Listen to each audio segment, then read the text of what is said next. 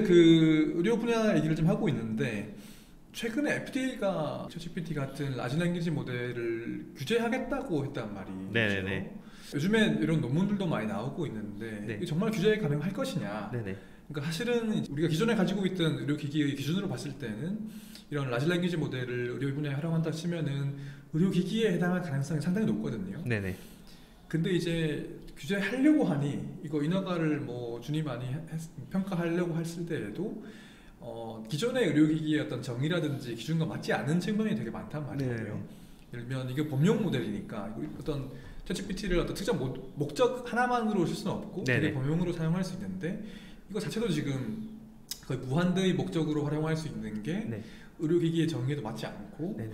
검증을 해보려고 해도 검증할 수도 없고 네네. 정확성이든 안전성이든 같은 것들을 사실 제가 이제 시각처분들하고도 얘기를 좀 했었고 네네. 이런 논문들을 보더라도 지금 실제 규제하시는 분들이 많은 고민을 하고 계신데 네네. 이거 규제를 안 할 수가 없잖아요. 네네네. 어떤 식으로든 우리 원칙은 필요하니까 네네. 어떤 원칙이 있으면 좋겠다고 생각하세요? 제가 요즘에 고민하고 실제 고민하고 네네네. 있는 문제이기도 해가지고 여쭤보는 겁니다. 여기에는 어느 것을 규제할 거냐, 그다음 규제를 한다면 걔를 어떻게 평가할 거냐 이런 이슈가 있는 것 같고요. 어느 것을 규제한다는 거는 사실 사용처를 먼저 정해야 되거든요. 사용례랑. 그러니까 범용 모델을 내가 병원에서 쓰겠다.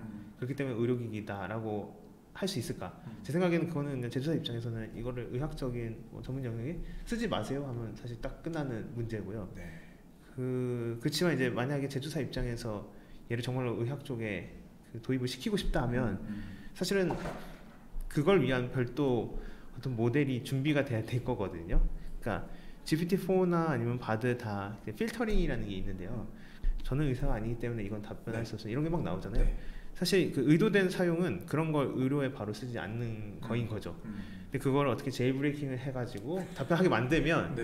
그럼 그거를 제조사에서 그 의료기기로서 규제를 받을 수 있는 영역으로 볼 수 있을까? 이게 저는 조금 궁금했어요. 그래서 그거는 이제 사용자에서 어쨌든 용도를 벗어난 거니까. 네. 그럼 이제 의료를 위해서 준비된 LLM이라는 거를 별도로 만들어야 될 텐데 그런 필터를 좀 완화시킨다거나 그다음에 예를 들면 익스퍼트 모델처럼 좀 데이터도 더 그럼 이제 그때부터 이제 얘에 대해서 평가를 하면 되는 것 같고요. 그러면 이제 범용성이라는 거는 거기서 조금 사라지는 것 같아요.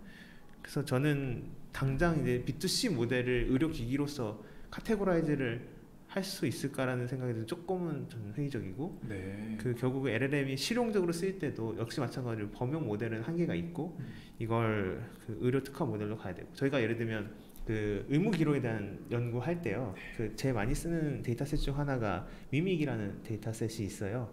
근데 이제 그게 미국 그 병원 체인에서 나온 건데 근데 그거를 아무 랭귀지 모델이나 그 학습을 시킬 수가 없습니다. 왜냐면 그 데이터 자체는 그 피지오넷이라는 데서 다 이제 교육도 받고 뭔가 그 허가를 받아야 받을 수 있는 데이터라서 그런 거 가지고 힙합 컴플라이언트한 그챗 GPT-4 이런 것들을 이제 학습을 별도로 이제 시킬 수가 있거든요. 절차가 있습니다. 이미 이제 연구 쪽에서도 그렇게 완전 범용을 갖고 할 수 있는데 한계가 있다 보니까 결국 전문 영역으로 가면 좀 범용에서 벗어나게 되거든요. 그래서 일단 범위는 그렇게 좀 별도로 의료 쪽 활용이 가능한 모델은 아마 조만간 정리돼서 되지 않을까 영역이 네. 좀 이렇게 생각을 하고요. 평가 같은 경우에는 사실 이제 흥미로운 분야죠. 저도 이제 그 저희 연구할 때 같이 협력하고 있고 또 이쪽에 굉장히 이제 그 대가 중 한 명이신 카이스트 최은지 교수님도 항상 그런 말씀 많이 하세요. 이게 일단 평가가 돼야 되는데 그러면 의사 국가고시로 할 거냐? 네. 근데 저는 어떤 생각이 드냐면 사람은 이제 CPX라는 이제 실습 시험과 더불어서 보통 한 300에 400문제 정도 되는 이런 그 필기 시험으로 라이센스를 따거든요. 근데 그걸로 이 사람이 의사의 자격이 있는지 없는지를 보는 거죠. 네. 네. 근데 이제 랭귀지 모델은 사실 한 300만 개, 400만 개 문제를 만들어서 풀리게 할 수 있잖아요. 그럼 얘가 그거를 통과를 했다 하면 그럼 우리는 이걸 어떻게 받아들일 수 있을까? 뭐 사람보다 얘가 열등할까? 근데 반대로 그래도 이제 AI니까 사람은 상식이라는 게 있기 때문에 3, 400개로도 어느 정도 되지만 갑자기 생뚱맞은 헛소리도 하는데 이게 300만 개 괜찮을까? 이런 생각을 할 수가 있거든요. 그래서 그 테스트하는 방법에 대해서 아까도 말씀드린 것처럼 창발이 잘 되고 뭔가 오류가 없는 영역이 분명히 있을 거고요. 그리고 계속 아직 부족한 부분이 있을 거고 이걸 좀 세분화한 다음에 계속 용례를 쌓아가는 방법이 필요할 것 같고요. 네. 결국 랭귀지 모델도 이 세츄레이션이라는 포인트가 있거든요. 그러니까 학습 데이터가 많고 피드백을 많이 받다 보면 안정적인 부분이 분명히 있습니다. 그래서 우리가 필수적인 영역에서 그런 도달했는지를 확인하는 방법 찾으면 되지 않을까라는 생각이 듭니다. 물론 이제 쉬운 방법은 아니고요. 네. 그다음에 제조사한테 그런 거를 매시브하게 트레이닝 하려면 제조사 협조가 필요한데 예. 그 과정에서 투명하게 잘 할 수 있을지도 사실은 좀 쉽지는 않은 일인 것 같습니다. 네. 근데 의료가 사실 되게 넓은 영역인데 그 모든 영역에 대해 가지고 그 테스트를 할 수 있을까요? 사실 이제 제일 좋은 방법은 하나하나씩 편입을 하는 거겠죠. 그래서 네. 예를 들면 내부 및 약간 당뇨 관련된 것만 우리가 뭐 한다 이렇게 할 수도 있겠죠. 근데 그 결국엔 앞에 이제 범주 얘기로 넘어가면 지금도 실제로는 각 시나리오마다 특화된 커스텀 모델들을 막 이제 만드는 흐름들이 있어요. 네. 그러니까 내가 이 사업을 위해서 요 영역에 대해서 특화된 모델을 만들겠다. 의료도 이제 그렇게 될 거고 결국 랭귀지 모델도 범용 랭귀지 모델이 이런 여러 가지 의료 수요를 담당하기보다는 결국은 얘네들도 의료기기처럼 분기를 하게 될 가능성이 높거든요. 근데 그 분기를 해야 되는 가능성은 그 영역별로 테스트하거나 통제하는 것도 중요하지만 사실은 이제 어떤 서빙 코스트 아까 말씀하셨던 경제적인 혹은 환경적인 이유에서도 너무 큰 모델을 간단한 대답을 하기 위해서 하기는 네. 곤란하지 않습니까? 네. 그래서 그렇게 분기가 될 거라고 생각이 됩니다. 네. 분기라고 하는 게 어떤 특화한다는 말씀이신 네네네. 거죠? 네. 지금은 우리가 파운데이션 모델이라는 개념이 이제 도래를 해서 굉장히 큰 범용 인공지능이 모든 걸 다 처리할 것으로 생각을 하지만 실제로 이제 오픈 AI도 그렇지만 저희도 가보면 다시 이제 또 회귀하는 부분도 있습니다. 왜냐면 우리가 꼭 닭을 잡기 위해서 소장능 칼을 매번 휘두를 필요가 없듯이 만약에 매번 비슷한 류의 리퀘스트가 요청이 오는 영역에 대해서 굳이 큰 모델을 써야 할까? 그리고 그렇지는 않거든요. 네. 네. 알겠습니다. 저는 사실 요즘에 이런 논문들을 보면 뭐 특히 아카이브에 올라온 것들을 막 보면 정말 저는 요즘에 SF 영화 보는 것 같아요. 네. 그 우리 몇 년 전만 해도 혹은 제가 어릴 때는 상상하지 못했던 것들이 뭐 구현되고 있기 때문에 네. 이게 몇 년 지나면 이게 어디까지 갈까 이런 것들을 생각하게 되는데요. 네네네. 사실 요즘에 뭐 마이크로소프트가 그 AGI 네네. 그 일반 인공지능 얘기를 하기도 하지만 네네. 내가 죽기 전에는 한번 보겠는데 약간 네네. 생각을 하거든요. 네네. 그래서 그 이런 의료 분야에서 네. 초거대 인공지능이 의료의 미래를 얼마나 바꿀까, 우리가 어디까지 상상 가능할까 네네. 이런 것도 어떻게 보세요? 일단 제가 10년은 정말 모르겠고요. 네.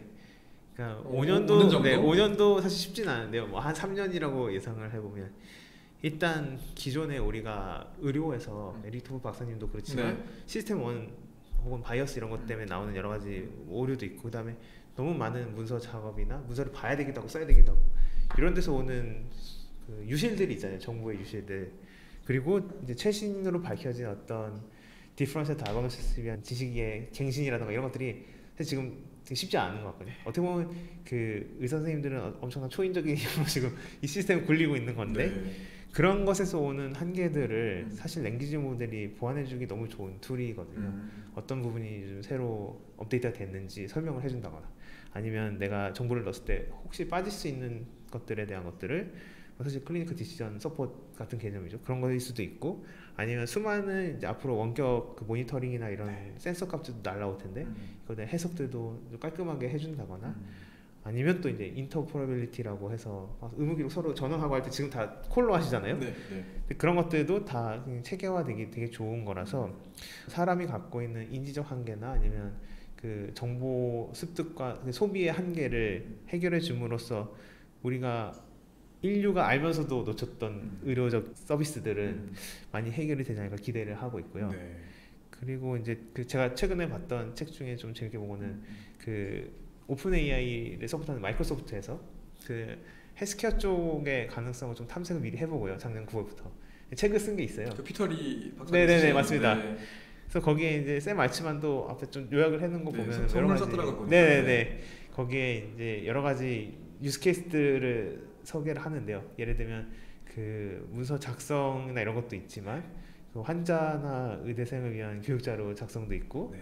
그다음에 이제 애당초 그 좀 의료 서비스 받기 어려운 곳에서의 간단한 서포트도 얘기를 하고 있고 여러 가지 이제 얘기가 나오는데 그런 것들이 현실화되는데 그래도 한 2, 3년 걸리지 않을까 싶거든요. 그러니까 기능이 존재하는 것과 실제 임상에 적용되는 그 단계에서는 결국 이제 그 상품이라는 게 혹은 기능이라는 게 녹아들려면 그 현장에서의 프로세스랑 잘 맞아가야 되잖아요. 그래서 우리나라도 그 3분 진료 안에서 뭐 이게 잘 활용이 될 수 있어야 되고, 그다음 진단을 내릴 때도 단순히 이제 병명을 보고 KCD 코딩을 그냥 단순히 이렇게 할 수는 없고 네.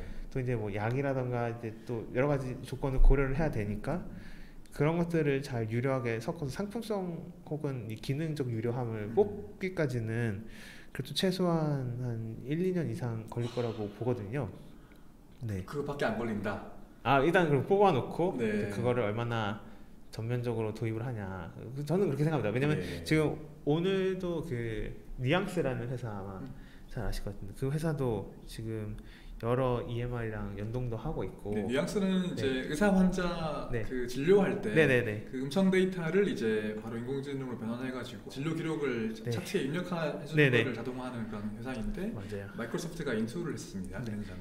그래서 의사 선생님들이 굉장히 원하시고 좀 꿈같은 이야기이지만 그 뉘앙스가 최근에 이 GPT-4 통해서 굉장히 많은 업데이트가 있었고요. 저희도 내부적으로 비슷한 거 좀 테스트를 해보면 상당히 잘 답변을 하거든요. 저희가 환자랑 의사의 어떤 대화 시나리오를 그 녹음을 해서 이제 전사를 시키고 요것은 네. 정보를 차팅하는 데 쓰다 보면은 GPT-4가 굉장히 잘하는 걸 보면 각각 현장의 수요에 맞게끔 잘 튜닝을 하면 충분히 빨리 도입이 되지 않을까 싶고요. 네. 여기서 이제 한 가지 관건은 아까 말씀하신 그 에너지 소비, 네. 그다음에 학습 및 그 공급을 위한 그런 경제적 요소들 이런 것만 잘 해결이 된다면 큰 문제가 없지 않을까 이렇게 생각이 됩니다. 예, 기술적으로는 큰 문제가 없다. 네네. 그 제반 어떤 뭐 인프라든 뭐 네. 이런 것들은 관건이 네. 되겠지만. 그리고 이제 그 또 아까 말씀드린 사용성이나 기능성이라는 거에 또 중요한 측면 중에 하나는 사용하는 사람 입장에서 좀 신뢰가 가야 되잖아요. 얘가 뭔가 차팅을 했는데 허투루 했는지 아니면 제대로 하고 있는지 이제 그런 부분에 대한 것들이 최근 이제 계속 연구가 되고 있으니까요. 네. 그럼 이런 부분에서 이렇게 정보를 추출해 차팅을 했다라든지 아니면 뭔가 더 혁신적인 방법으로 빠른 리뷰가 가능하게 한다. 예. 뭐 이런 것들이 이제 갖춰지면 예. 도입은 굉장히 빨리 되지 않을까 싶습니다. 좋습니다. 자, 그러면 그 의료 분야에 대한 그 GPT, LLM에 대한 활용은 이렇게 얘기해 보도록 하고요. 오늘 모신 박사님이 네이버에서 오신 분이기 때문에 사실 네이버에서 되게 다양한 일들을 하고 계시거든요. 그래서 네이버 클라우드에서 지금 어떤 일들을 하고 계시는지를 조금 더 집중적으로 말씀 나눠보도록 하겠습니다. 네. 감사합니다.